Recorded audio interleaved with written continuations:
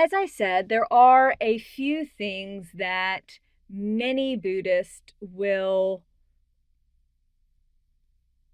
adhere to. And the Four Noble Truths are part of that. The Four Noble Truths start with the truth that life is suffering. Okay, to be alive is to suffer. Life is suffering. And that suffering is caused by desires. When we desire things, when we are constantly seeking certain things out, the product is suffering. And the way to ease that suffering is to ease the desires. If I constantly want the car like my neighbors or the big house like my friend or what have you, if there are these things that I desire and that's all I want and it's all I think about, then I'm going to suffer. But if I stop doing that, if I become happy with what I have, I won't suffer as much.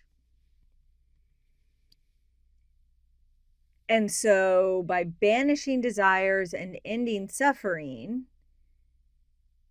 I'm going to be happier overall. So to do that, I need to follow the Noble Eightfold Path.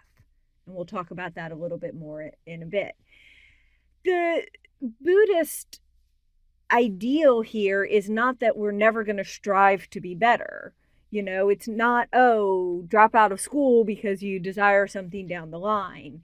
It's more that you need to not constantly be wanting what other people have. You need to not be constantly comparing yourself to others.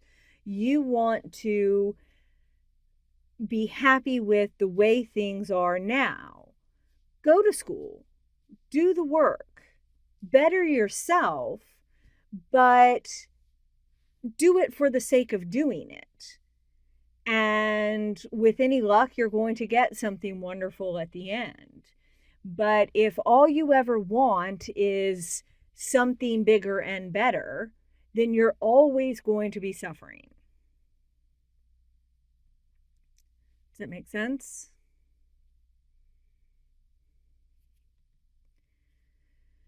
So this is the way to nirvana.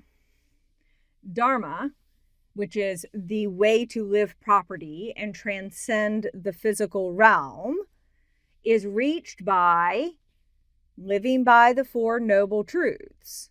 Okay? You want to take to heart those Four Noble Truths and live by them. And this way we can be rid of all worldly desires and awarenesses. Okay? Notice the word worldly there.